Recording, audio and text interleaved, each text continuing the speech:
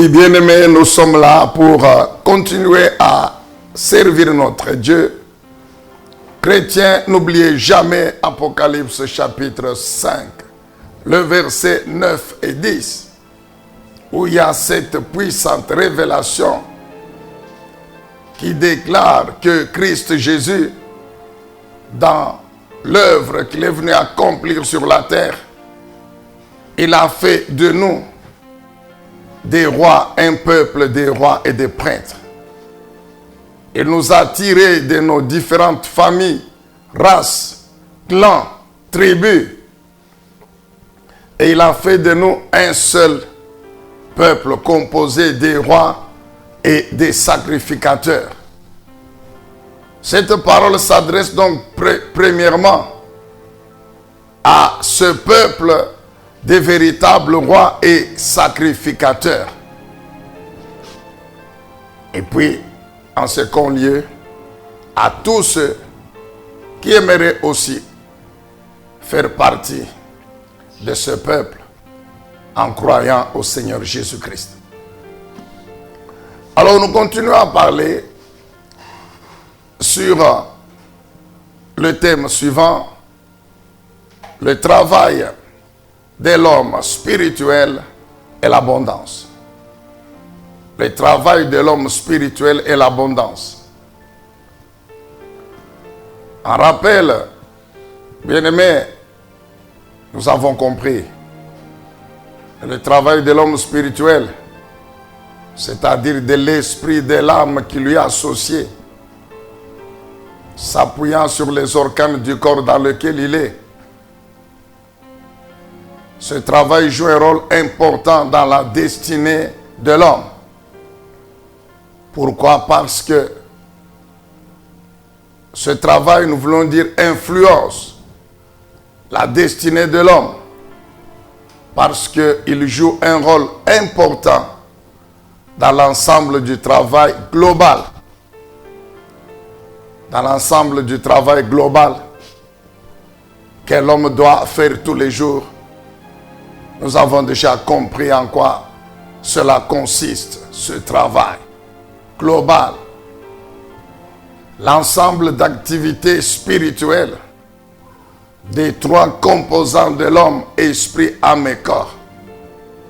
Et pendant ce temps, nous sommes en train d'écouter le Seigneur sur la partie qui concerne l'homme intérieur, c'est-à-dire l'esprit et l'âme qui lui est associé. Alors, nous avons dit également ceci, que ce travail, cet ensemble d'activités spirituelles concerne donc les chrétiens véritables qui réellement ont été oints par Dieu, consacrés par Dieu pour exercer la fonction de sacrificateurs, des serviteurs de l'Éternel, tout en demeurant des rois. Aujourd'hui, nous ne parlons pas de la royauté, nous savons en quoi il consiste. Mais nous continuons à parler de la fonction de sacrificateur. N'oubliez jamais, bien-aimés, que l'onction veut dire un acte de consécration à une fonction. Lorsque la Bible dit que l'Esprit du Seigneur est sur moi car il m'a oint, nous savons de qui il s'agit.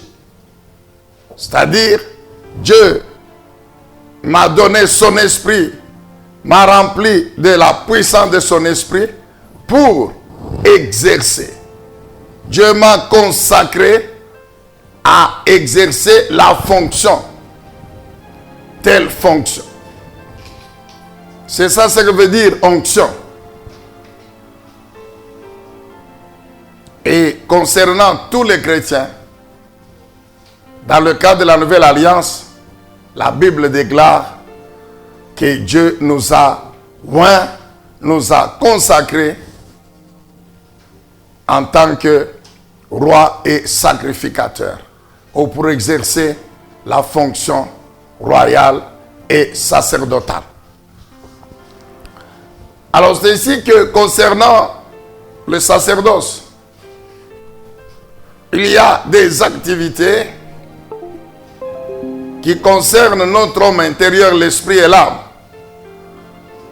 Et ces activités, nous avons dit qu'il y a tout ce qui concerne les obligations par rapport à la loi de Dieu, aux 10 commandements et d'autres lois. Il y a les sacrifices spirituels que nous offrons à Dieu quotidiennement. Et il y a ce que nous avons appelé les béatitudes. Ce que la Bible appelle les béatitudes, s'il vous plaît. Il y a ce que la Bible appelle les béatitudes. Et nous sommes en train de parler donc sur les béatitudes. En introduction à ce message de béatitude dimanche passé, et je crois la semaine passée, donc en introduction aux béatitudes, nous avons dit que les béatitudes, au fait, sont des voies sur lesquelles le Seigneur Jésus a mis la bénédiction abondante. C'est pourquoi on les qualifie de chemin du bonheur, chemin de la bénédiction. Un ensemble de vertus spirituelles qui, lorsque nous les développons dans nos vies, il y a automatiquement une bénédiction que nous obtenons, que le Seigneur nous donne. C'est pourquoi on dit que les béatitudes sont le chemin du bonheur. Les béatitudes montrent ce que nous devons être par rapport à notre identité. Elles montrent ce que nous devons faire par rapport aux obligations. Ce que nous devons être et ce que nous devons faire. C'est ça les vertus spirituelles. Et quand vous lisez Matthieu chapitre 5, le verset 3 jusqu'au verset 12, vous trouvez là les 8 béatitudes. C'est-à-dire, ces 8 différentes vertus et les bénédictions qui y sont associées. Ces 8 différentes vertus et les bénédictions qui y sont associées. Nous avons insisté sur le fait suivant dimanche dernier, que les béatitudes sont des vertus spirituelles que le Seigneur Jésus-Christ lui-même a développées, sur lesquelles il a enseigné, et que le Saint-Esprit plus tard, lorsqu'il devait utiliser les apôtres Paul et Pierre par exemple, il les a conduits à revenir là-dessus. C'est ainsi que vous trouvez Galates 5, 22, ces 9 vertus du fruit de l'esprit. Vous trouvez 2 Pierre chapitre 1er, 5 à 7. Ces 7 choses qui ne sont que des qualités spirituelles qu'il faut ajouter à notre foi pour la justifier. Et nous avons dit ceci que vous allez voir que ce soit dans les béatitudes, Matthieu chapitre 5, que ce soit dans Galates 5, 22 ou dans 2 Pierre 1, vous retrouvez 2, 3 ou 4 vertus qui reviennent. C'est pour dire que c'est le même esprit qui est à la base. C'est ainsi que nous ne sommes pas limités seulement aux béatitudes, puisque c'est l'ensemble des vertus spirituelles que tous les chrétiens doivent développer. Nous avons dit que dans l'ensemble, le Seigneur Jésus, il met à notre disposition sa vie bénie abondamment, nous le savons. Jean 10, 10 et 11. Le Seigneur Jésus a dit, je suis venu comme bon berger pour donner ma vie, pour que mes brebis la vivent en abondance. Maintenant, lorsque le Seigneur enseigne sur les béatitudes et sur les autres vertus spirituelles, en fait, il est en train de nous montrer, de nous révéler les voies. Les voies sur lesquelles il a placé cette vie bénie abondamment. Il est venu donner sa vie. Une vie qui est déjà bénie en abondance. Maintenant, pour permettre aux brebis, aux chrétiens que nous sommes, de vivre cette vie, sa vie, le Seigneur nous a révélé des voies. Au fait, nous pouvons dire que l'objectif principal de l'enseignement de la parole de Dieu par le Seigneur Jésus était effectivement de nous montrer les voies tracées par Dieu pour que la bénédiction qui caractérise le royaume de Dieu soit effective dans les vies de nous les brebis membres de ce royaume. Donc le Seigneur Jésus ne s'est pas limité seulement à proclamer que croyez en moi, vous serez sauvés, croyez en moi, vous aurez ceci, vous aurez cela, vous serez délivrés du péché, de la domination de Satan, etc. Vous aurez la vie éternelle. Votre vie sur la terre sera bénie. Il a prêché là-dessus. Mais il a aussi enseigné sur comment faire pour que cette vie, avec toute sa bénédiction, soit effectivement la nôtre. Donc celle des brebis. C'est ça l'objectif de l'enseignement du Seigneur Jésus. Et nous ne cessons d'insister là-dessus. Serviteurs de Dieu, prédicateurs, docteurs, etc., évangélistes. Quand il faut prêcher la parole, prêchons-la. Mais ne nous limitons pas à la prédication. Ne nous limitons pas aux déclarations prophétiques. C'est bien d'habiller cela. Je prophétise. Vous aurez ceci, cela déclaré. C'est bien. Mais ce qui est mieux, c'est de montrer aux chrétiens ce qu'ils doivent faire pour que ce qui a été déclaré devienne effectif dans leur vie. C'est ça l'objectif de l'enseignement de par notre Seigneur et Sauveur Jésus-Christ. C'est donc dans ce cadre-là qu'il faut comprendre les béatitudes. Alors les béatitudes, donc, les voies du bonheur. Les voies du bonheur. Les voies sur lesquelles il y a les éléments qui font partie de la vie bénie abondamment du bon berger.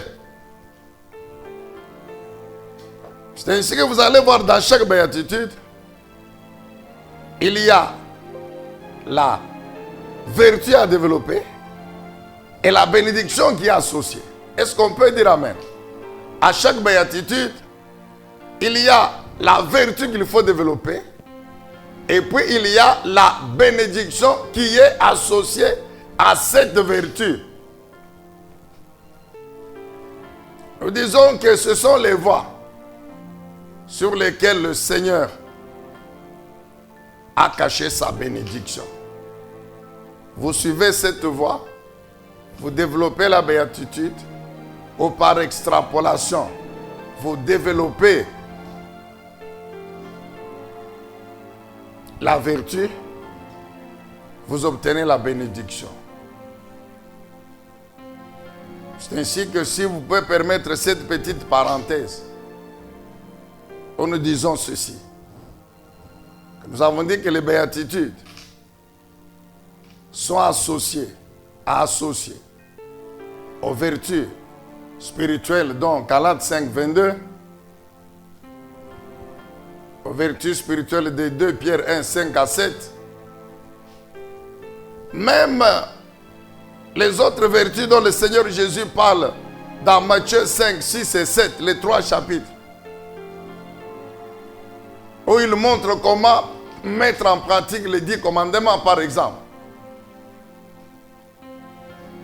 Ça fait partie des composantes du caractère du chrétien, de l'homme intérieur du chrétien.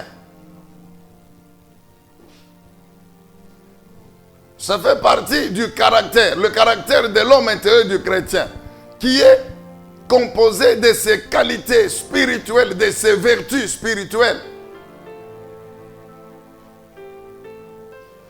Et ce sont ces vertus qui ont marqué la vie du bon berger. Maintenant, le Saint-Esprit, dans sa mission, sa responsabilité, il reproduit en nous, les brebis de Jésus, ses qualités, ce caractère de l'homme intérieur, du bon berger. Il le reproduit en nous. En ce moment-là, lorsque, par la puissance du Saint-Esprit, nous développons ces vertus, nous manifestons ce caractère.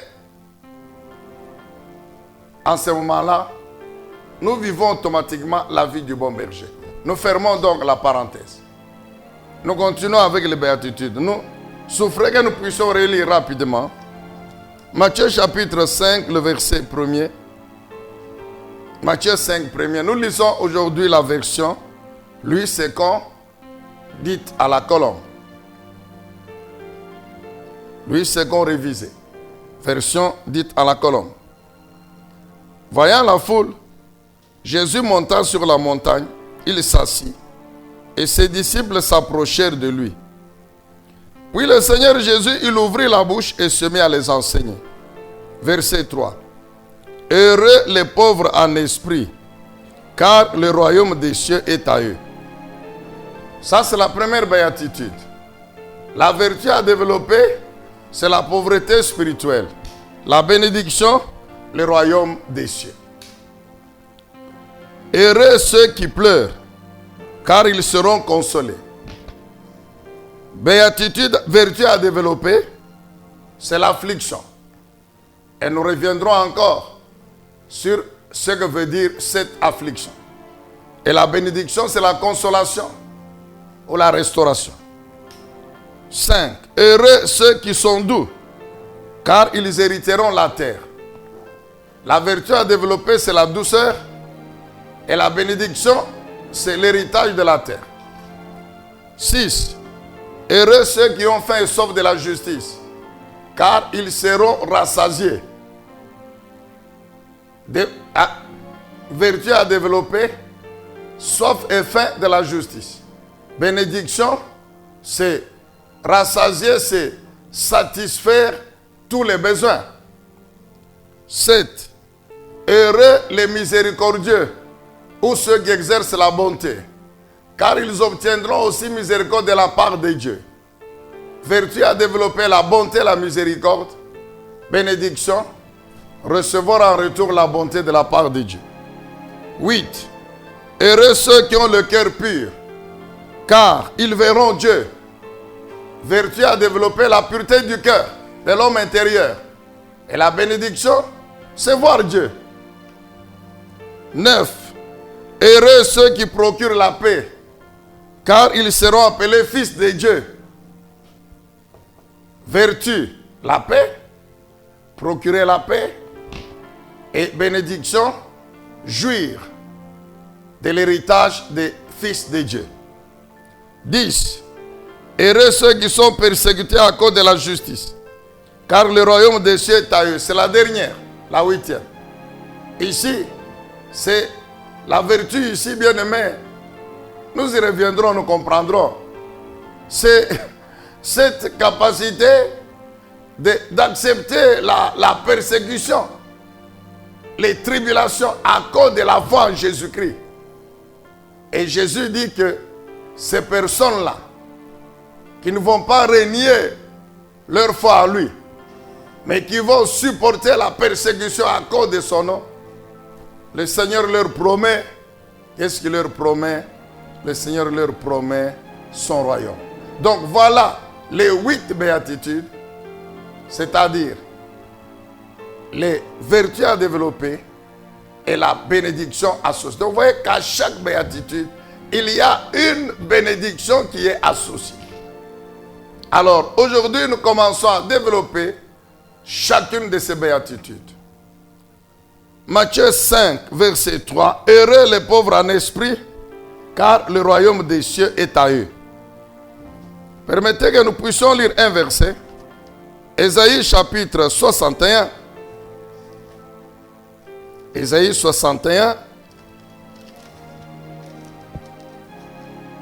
Le verset 1er.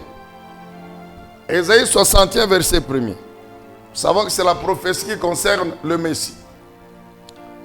Alors, l'Esprit du Seigneur, l'Éternel, est sur moi, car l'Éternel m'a donné l'onction.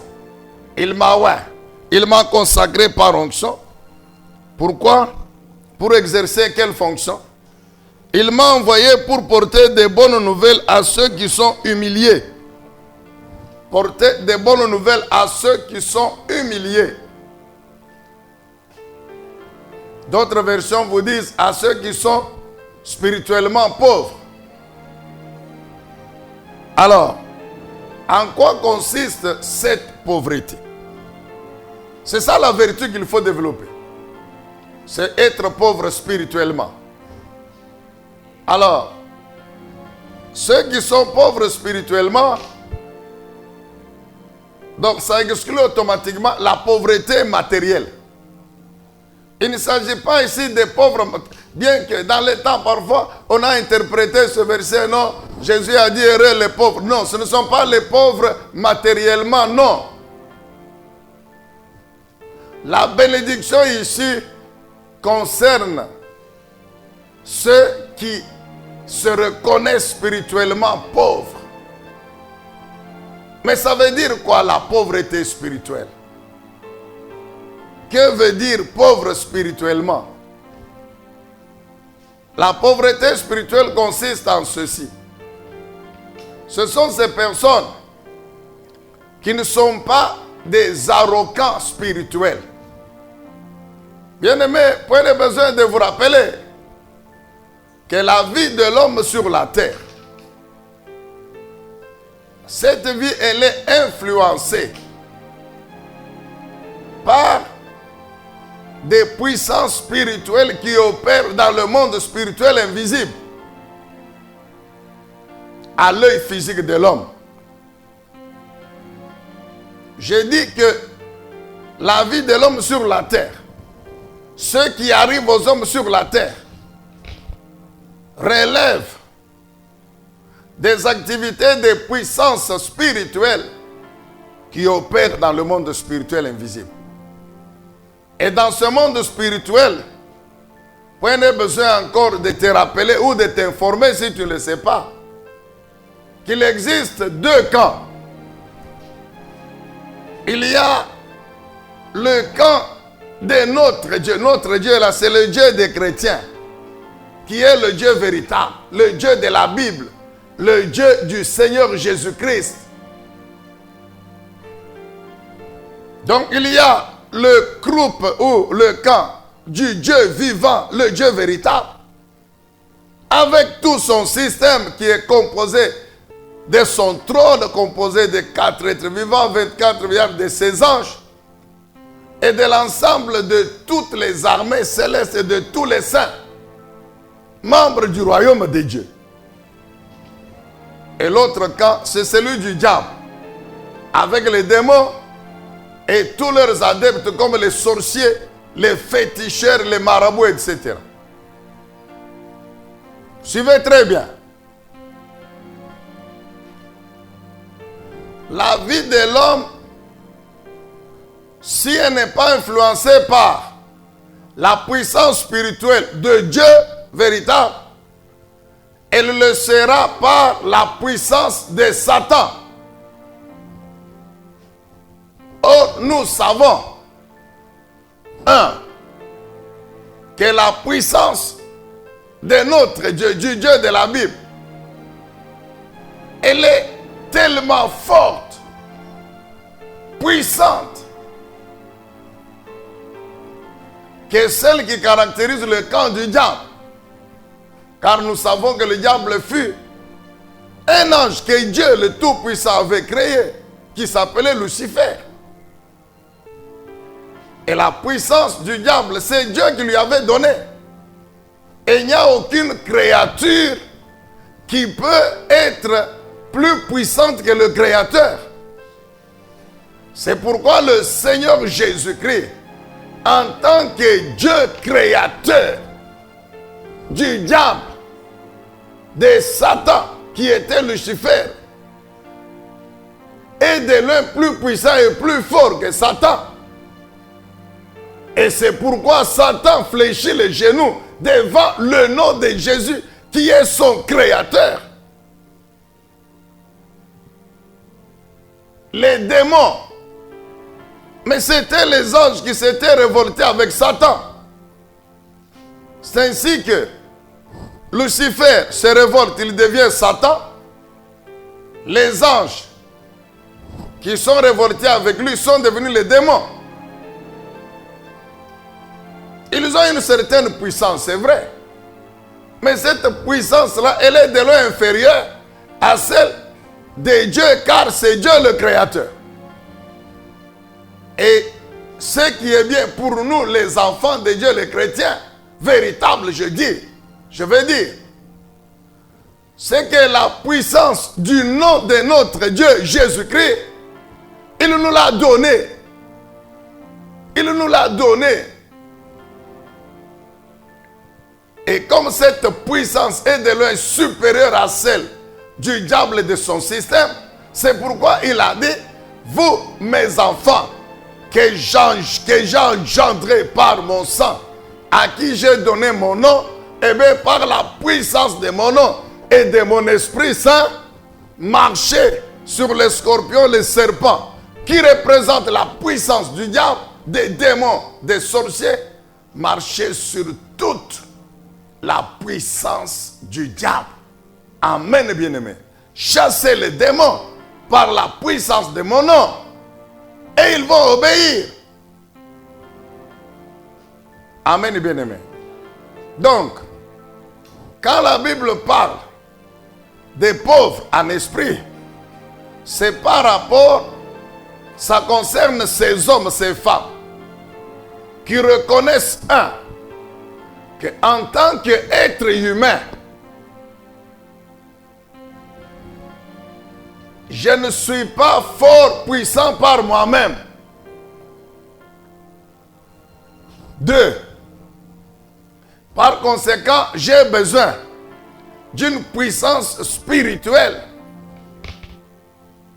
qui peut ainsi me soutenir, me protéger, protéger ma vie sur la terre,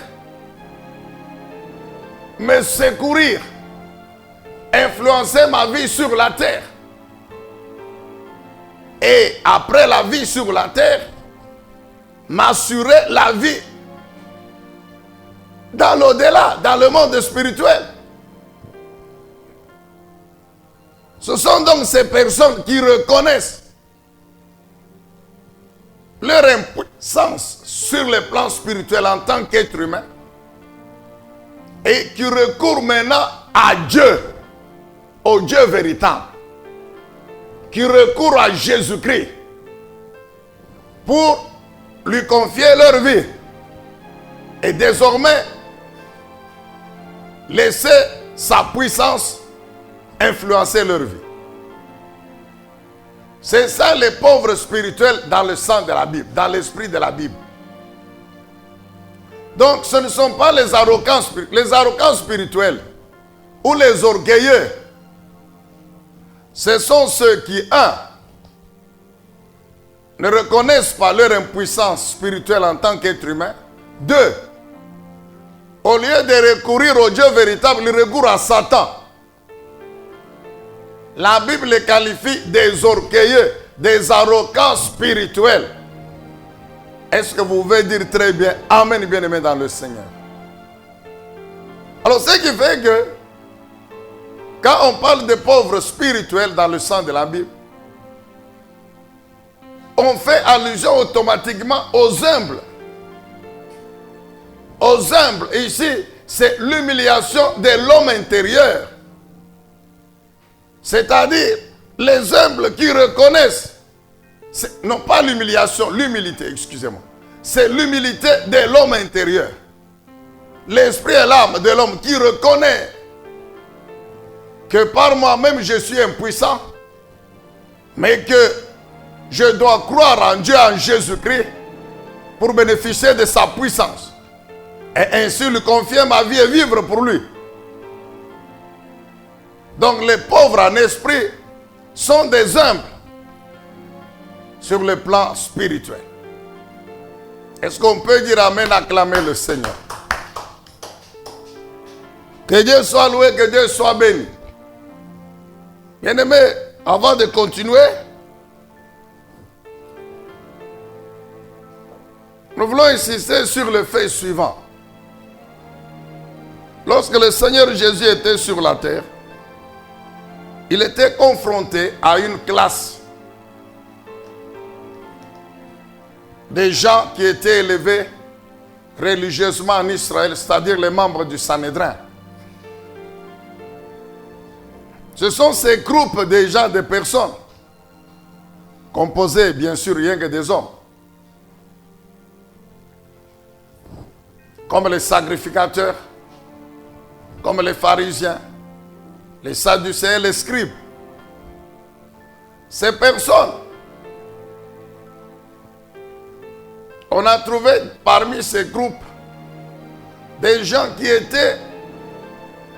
n'étaient pas humbles, qui n'ont pas manifesté cette humilité, qui n'étaient pas pauvres spirituellement. Et c'est pour cela qu'ils ont refusé de croire en Jésus-Christ. Et malheureusement, aujourd'hui nous trouvons encore dans le monde ce groupe d'arrogants spirituels. Si nous allons dans l'évangile des Jean, permettez avant de continuer avec l'humilité. L'évangile de Jean chapitre 9.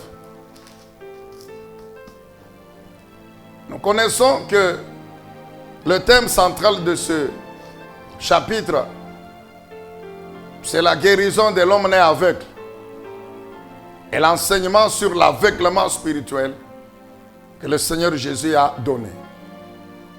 Alors nous lisons la conclusion de ce chapitre. Jean chapitre 9. Nous lisons le verset 39. Jean 9, 39. Puis Jésus dit, je suis venu dans ce monde pour un jugement. Quel jugement? Afin que ceux qui ne voient pas voient, et que ceux qui voient deviennent aveugles. Afin que ceux qui ne voient pas voient, et que ceux qui voient deviennent aveugles. Quelques pharisiens qui étaient avec lui après avoir entendu ces paroles lui dirent, nous aussi sommes-nous aveugles? Jésus leur répondit, si vous étiez aveugles, vous n'aurez pas de péché. Mais maintenant, vous dites, nous voyons, aussi votre péché demeure. Amen. Qu'est-ce que le Seigneur veut donner comme leçon ici? L'aveuglement dont il est question, c'est l'aveuglement spirituel de l'homme intérieur. C'est-à-dire l'homme intérieur qui est sous la puissance des ténèbres. Les ténèbres, c'est le péché et toutes leurs conséquences. Or, là où il y a le péché, il y a Satan et son système. Tout ça, ça fait partie des ténèbres. Alors, ceux qui ne croient pas en Jésus-Christ, Jésus qui est la lumière du monde, c'est-à-dire le Dieu qui a la puissance de détruire maintenant les ténèbres qui enveloppent l'homme intérieur pour que cet homme voie. Amen. Bien, est-ce que vous comprenez? Que Dieu vous aide. Dites Amen. Acclamez encore très bien le Seigneur. Je dis ceci, nous disons ceci. L'aveuglement dont il est question ici, il est spirituel. C'est l'aveuglement de l'homme intérieur. l'esprit et l'âme. Aveuglé comment? Il est sous la puissance des ténèbres. Quelles ténèbres? Le péché. Toutes les conséquences du péché, dont la domination de Satan, c'est lui-même qui pousse l'homme à pécher.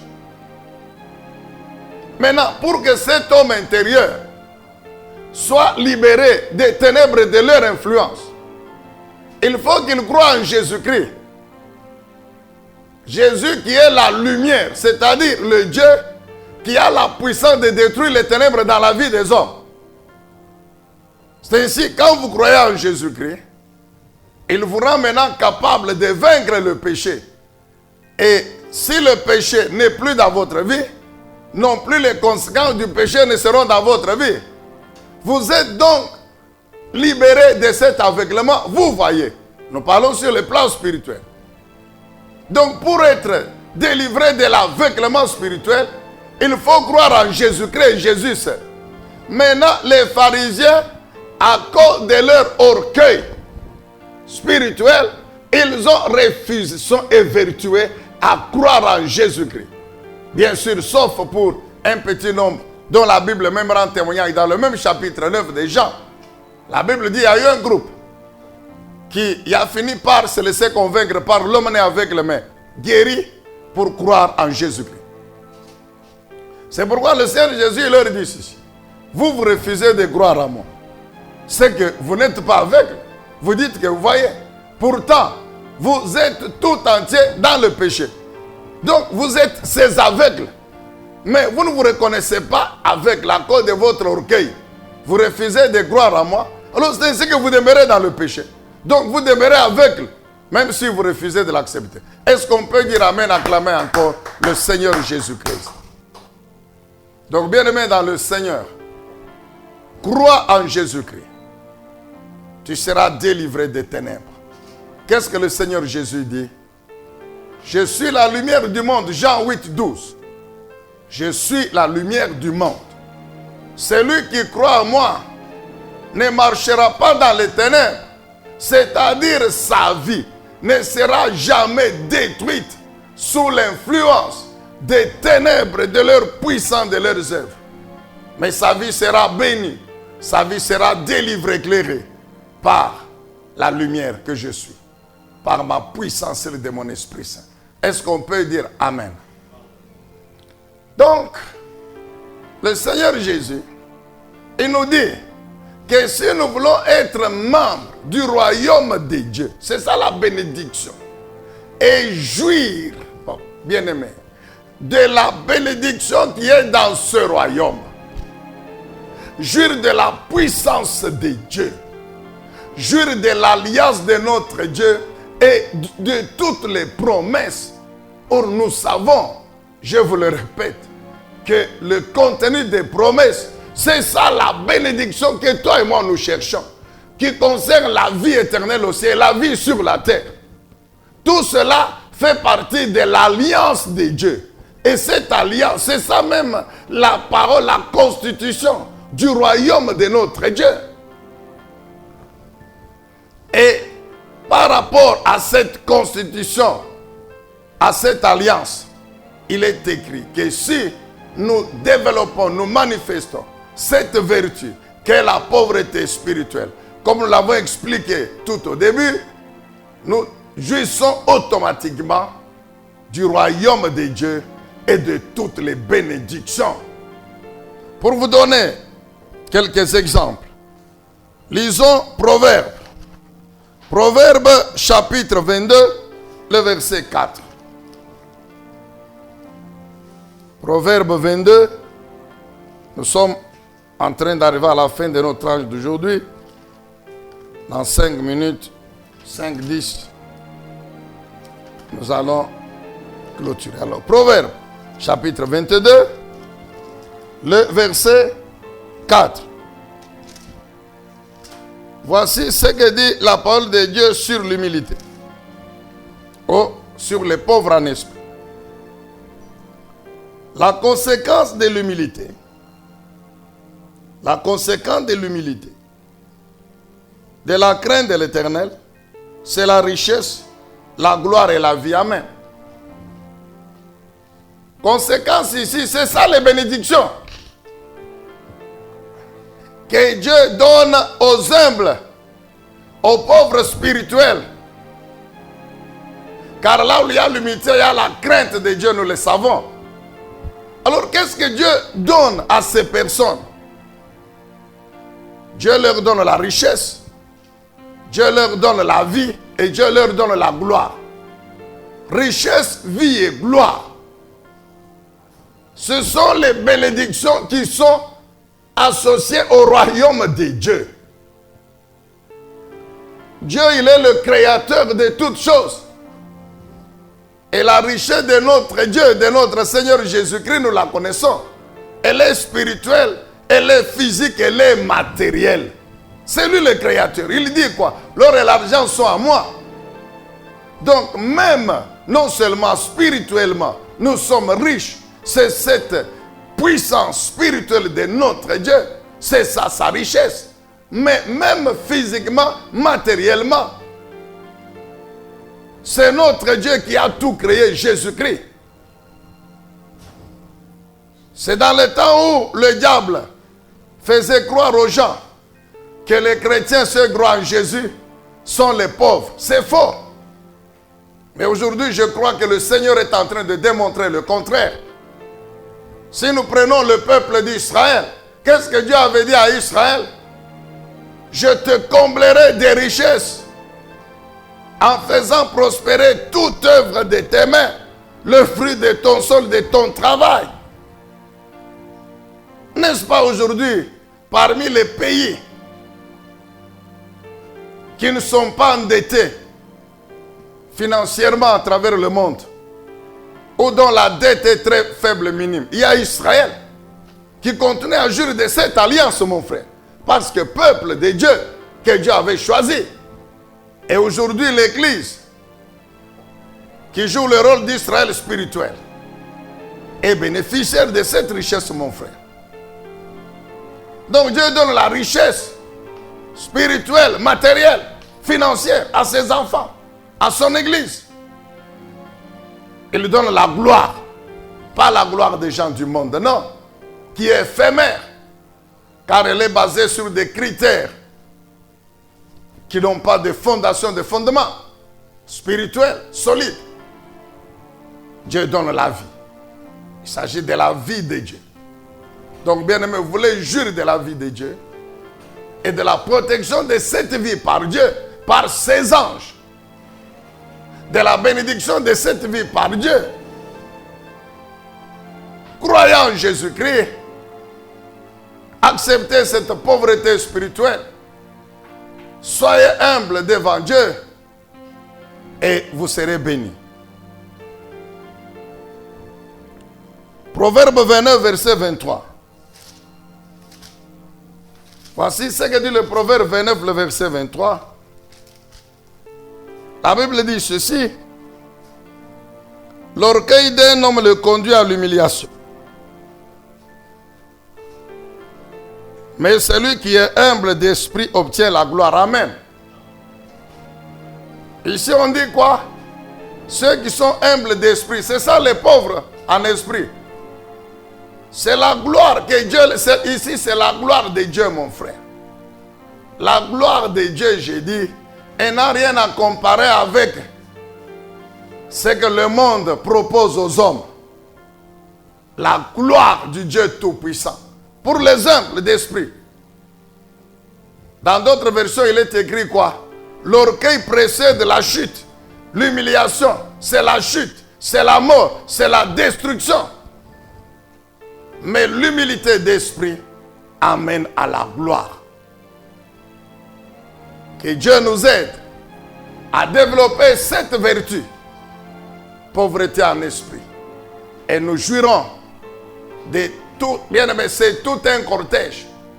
Nous poursuivrons dans nos prochaines interventions sur l'abondance ou la bénédiction en abondance qui est associée à cette vertu. Vous voyez, Dieu promet le royaume de Dieu. Donc tout ce qui concerne le royaume de Dieu. Et nous verrons dans la Bible les hommes et les femmes qui ont développé cette vertu. Comment Dieu, la puissance de notre Dieu, a transformé leur vie, a amené la gloire de Dieu dans leur vie. Alléluia. Que Dieu soit loué, que Dieu donc soit béni. Nous retenons, la Bible déclare, c'est le Seigneur Jésus qui parle. Heureux les pauvres en esprit ou ceux qui reconnaissent leur pauvreté spirituelle, car ils auront comme héritage, comme bénédiction, le royaume de Dieu. Que Dieu soit loué, que Dieu soit béni. Une fois de plus, Dieu Tout-Puissant, nous te disons merci. Merci pour tout notre Dieu, pour la puissance infinie de ton amour, pour la surabondance de ta grâce.